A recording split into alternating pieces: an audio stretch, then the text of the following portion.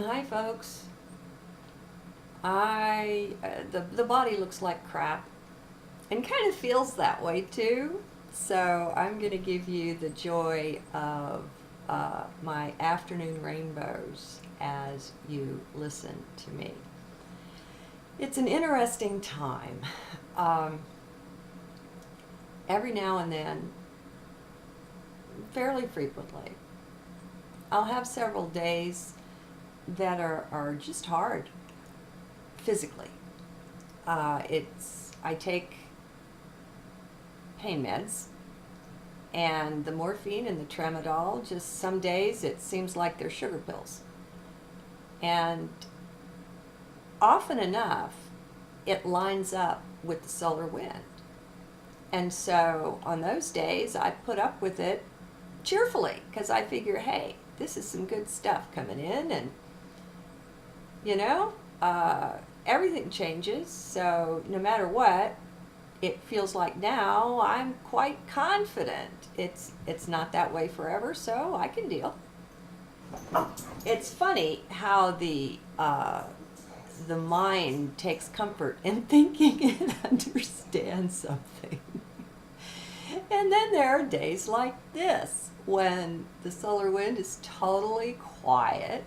There's no energy from any kind of a CME, coronal mass ejection, and it just hurts. And so I kind of find myself sitting on the couch, just, leaning back and forth and back and forth. And I don't know what's comforting about that. But there you go. So I figured I'd experiment with it. Normally, my attitude and my idea has been I don't care to record for you when I'm feeling like this. First of all, I don't want you to see me as disabled. I'm not good at all with the energy of sympathy. To me, it's a weakening energy. Empathy, well, that's a different thing, and it's much purer than sympathy. But it's hard because, see, you all read my vibration. To the extent that you're in heart, you're getting a whole heck of a lot more of a message than just the words that the body picks up. And so it was also a desire not to spread the pain around. But I don't know, I'm bucking that. I don't find that there are any rules that don't have exceptions, and having a flexible perspective on things is just plain fun. You know, doing something that you never did before, and why not? I mean, just for the fun of it, just for the exploration. We're curious beings, aren't we? And it's so hilarious when you stop and think about who we really are. We're source. And we have infinite, what we have all knowledge, just not accessible to 3D very much. And so we're stubborn enough, though, to come in here to take on these bodies and to determine that, hey, I'm going to be who I really am. In spite of the whole society and every other being on the planet thinking this or that can't be done, I say to heck with that. And as long as I'm doing it in a spirit of fun, in a spirit of flow, and following heart, being on the high flying disc, however you want to put it, as long as that's a part of it, it's going to work. And it's got blessing in it. It's the blessing of the state that you're in. And it's nice to not be so tightly tethered to mind, who thinks that because the body's in pain, that means you've got to feel miserable. That's BS. Absolute BS. Now, am I going to get off my high-flying disc to share this? No. I'm going to stick with the reality as I perceive it right now. And I feel really good. And I hope you can perceive that too. Don't let your mind and your opinions and your beliefs and things get in the way of just picking up what's here for you. I've been listening to a lot of Abraham to help me, to lift me up. And it's not that it's lifting me up, it just provides the wind under my wings and makes it easier. That's all. It just reminds us of who we are and what we have available to us, which is everything. And it's so totally amazing how much happiness is there fully available once we start to get that breathing space between us and the mind. The mind who's convinced that it knows how things work, and it's very logical and very linear, and it's very self-confident. Well, not so much. I mean, once we start taking the reins of control away from the mind, and I'm finding more and more, let me say this here. It's funny that it just recently came to me, but there you have it. Mind is the tool with which we create. Now, it's not that I'm doing a 180, but I'm kind of figure eighting on this thing, doing a figure eight. And opening up to a new way of viewing things. I still firmly stand by what I've said about needing to get the reins of control back in the hands of the soul or the being, and not in the hands of the mind or the emotions or whatever. And so your intention, you're the one that drives the mind. You have a mind, but most of us were taught that we are the mind. And so once we get into the mode where we realize, oh my God, I have a mind and I can drive it much like a car.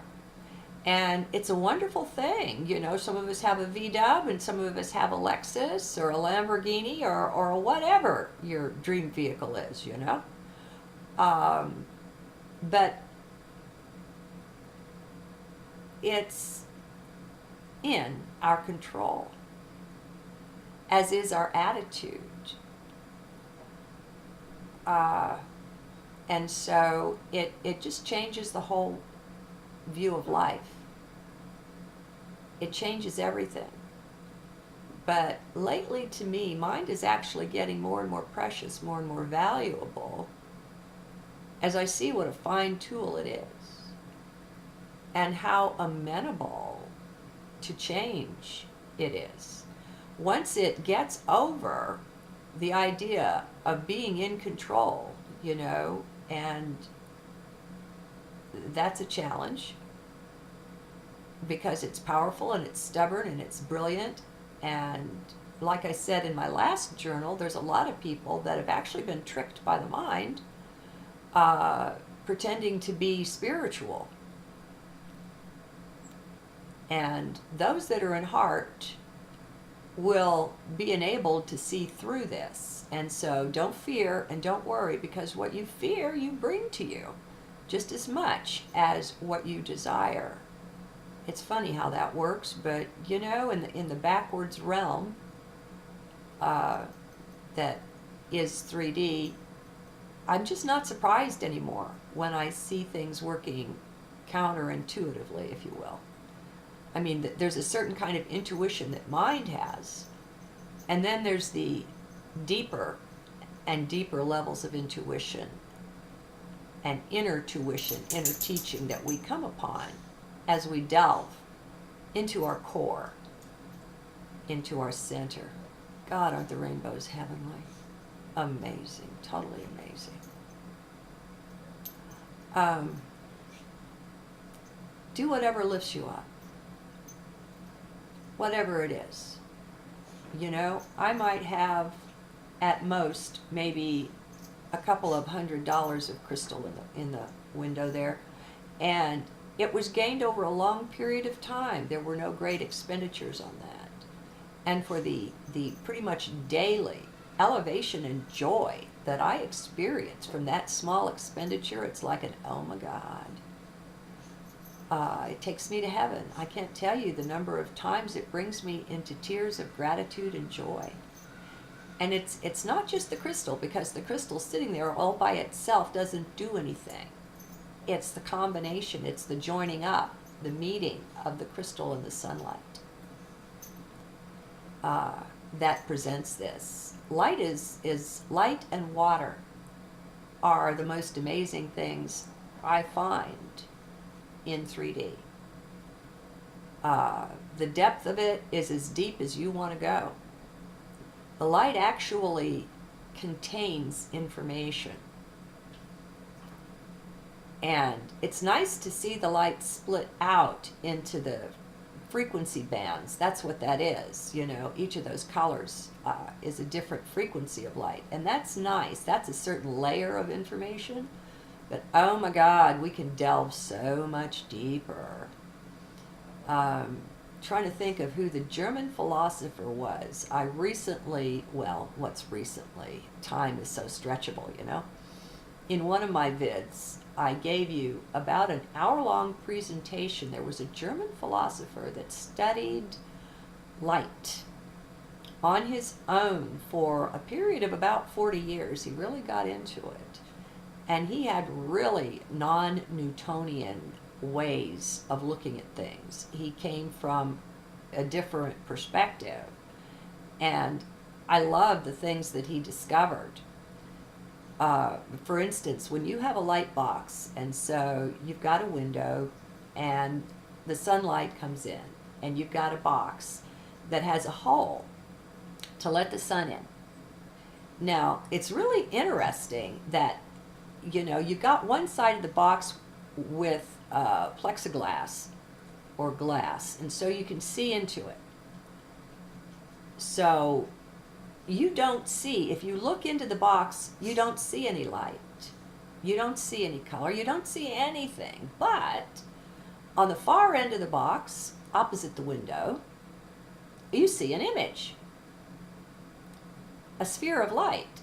Well, a lot of us would think, well, that's because the hole that the sunlight's coming through is round. And so, of course, you're going to have a round image. Well, this guy put a square hole, a triangular hole. He tried different shapes, and it didn't matter. The image was always circular. And he understood that the sun was somehow contained in the light. And that's what we were seeing. It was circular because the sun was circular. Now that's a different way of looking at light, isn't it? I'll fish around and I'll find that link again. It's really beautiful. And he's a very well-known philosopher. I don't know why his name doesn't come to mind. But that's okay. You'll see it in the links that I put with this. Everything's deeper than mind has the ability to see initially. And that's why it's really good that there's so many of us and that we're not the same. We're not clones. And we all have our own peculiar perspective on things. And as we get together, and Ra calls it teach learning or learn teaching, because it's always both, you know. There's nobody that you don't have something to teach and that they don't have something to teach you. It's just not a possibility, because we're all whole, we're all one. And to experience the depth of that oneness is to welcome one another into our world. And to be open to other perspectives. When I was young, I used to laughingly say that I was prejudiced. Very happily so. And I had a prejudice not against something, but in favor of something. And what was that something? Anyone who was a quote-unquote foreigner.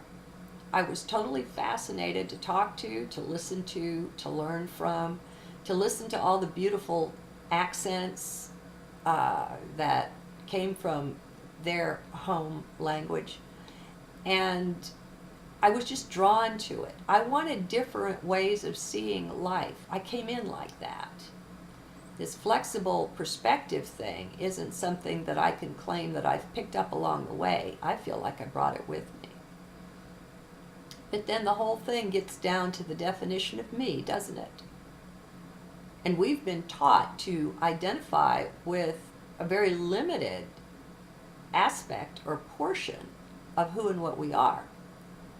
And as long as we do that, we're self-limiting there. See, that's the joy and the beauty. We get to choose. We get to pick and choose among everything that's available what brings us joy. And so we drive our, we're in control. We hold the reins. And we set up boundaries. And we determine, I am going to be in joy. And that's just the way of it. And we learn how easy it is if we're not firmly seated in heart, firm in our joy. We can hold a conversation with someone and be brought down. It's not that they are bringing us down either. That would always be mind if there's any blame involved. It's just the logical mind trying to work it out. Just let that go. Just ignore it. We didn't love ourselves enough and love our state enough to maintain it. There's nothing that says you have to be friendly with everybody. There's nothing that says you have to welcome everybody into your space. And sometimes the best thing you can do for someone, if you can't keep your state in their presence, is to walk away. You're actually serving them by doing that, because if they're down, you coming down does nothing to raise them up. You're not helping by sympathizing with someone. You're really not. But mind doesn't see this. This is on a deeper layer. We have infinite layers and levels of being to access. We are multidimensional doesn't even cut it, hardly. The depth that's available to us is actually infinite. Creation is infinite. There's not a time ever when we didn't exist. We just are. And it doesn't pay, in my book anyway, it doesn't pay to try to put an image on Source or God, because anything that has an image is limited in time and space.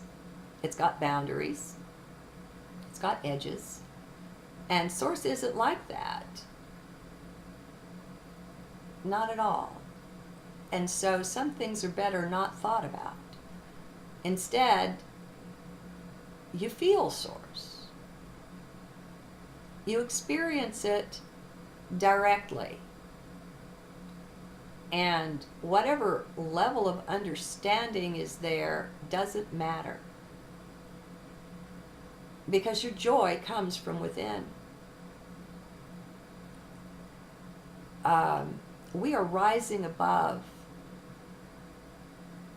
the levels that we used to occupy on a regular basis for the decades of our life. We're rising in frequency and vibration, and that changes the lay of the land too. That makes things look really different. And in a funny sort of a way, that gives more definition to us, to who and what we are. We're almost forced to define it in order to defend it. And I don't like those words in the least. Let me do that again. What I'm discovering is that as I interact with people, I'm learning more and more about myself based on my response to them and based on my feelings. And so I'm truly getting to know the self more. Now, I don't know why the camera is doing that. There is no changing of the physical light in this room. But that's okay. The poor dear. I don't have it on autofocus because that would drive you nuts. There's nothing for it to focus on. So I won't be concerned with that. We are infinite. And the sooner we ditch all of the self-limiting beliefs, the better. And so take them one at a time, take them 10 at a time, take them whatever lights your fires. You know, whatever feels right, go for it. And don't look to others for how to trim your sail or set your course. Art Fantasies put up a recent video where he said no gurus needed. And I agree. I don't listen to Abraham in the least as a guru. And what I enjoy so much, and I've listened to enough hundreds of hours of it now, that what I'm seeing is that whoever's on the hot seat there speaking with Abraham, Abraham looks at that one with infinite love and doesn't see them physically so much as seeing them energetically, vibrationally. Abraham is able to see who they really are. And so as they're looking at them, they're reflecting back to them who and what they really are. And they're so fine-tuned that they know how much the person can take. Because if you give someone too much light, you're not doing them any favors. It'll overwhelm and it'll create resistance. Not create it, but it will discover within them a layer or a level of resistance. And it's a really beautiful thing. We're learning to see the self that way, aren't we? To see the self as the divine. To see our true nature as the wholeness of Source. That's who and what we are. And I believe the example Abraham quietly sets is to look at each one of us like that. And so, seeing us not as we are or as we think we are, seeing right through all of our beliefs to who and what we truly are. I believe that's the way Jesus healed. When he looked at a person, he didn't see any sort of disease. He saw the perfection that was there. And to the extent that that person could believe and have faith, they were healed. He never said, I healed so-and-so. He told people it was your faith that healed you. We're way more in charge than we've been taught to believe. And that's tremendously empowering, the way I see it. There's not a down thing in it. None of it's down. None of it's negative. Oh, and I'll attach another video where somebody asked Abraham about the Japanese earthquake and the devastation that was wrought by that and all the people that died and all the suffering and yada, yada, yada. And how did those people precipitate that? What was that all about? I'm not going to tell you. I'm going to give you the link and let you enjoy it from the really high space occupied by Abraham, so that you can get their frequency and vibration. Now, Abraham is everywhere present, just like you are and I am. We're all one.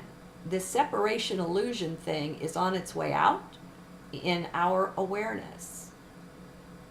Abraham is present now, present to all of us and available to all of us, and sees us as the very highest of our, it's not even our potential, it's who we really are. It's not a potential thing, it's who we really are.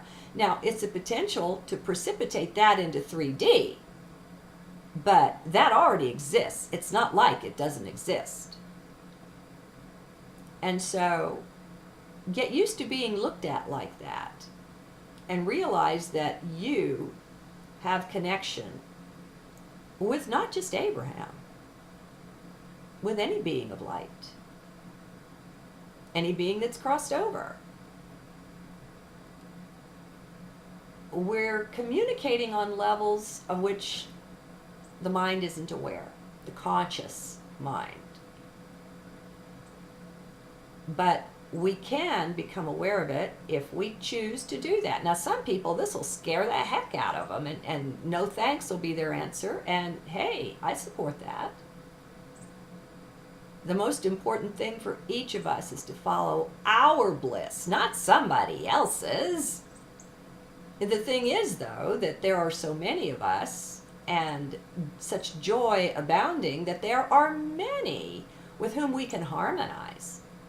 We might not be on the same note, but whatever note we're on, we can harmonize with one another. And so the sorting out, the great shifting, could be called the great sifting, the separation of the wheat and the tares. Only it's not that the wheat is good and the tares are bad. That's just a linear way of looking at things, and really it's nonsense. It's a game of the mind to think that anything could be bad. There is wellness abounding. There is beauty and joy and bliss abounding. It's a matter of tuning into it, my friends. We're vibrational beings. That means we're frequency beings. It's a matter of learning how to tune the dial of our own consciousness. And it's doable, and it's one heck of a lot of fun. Talk to you again soon.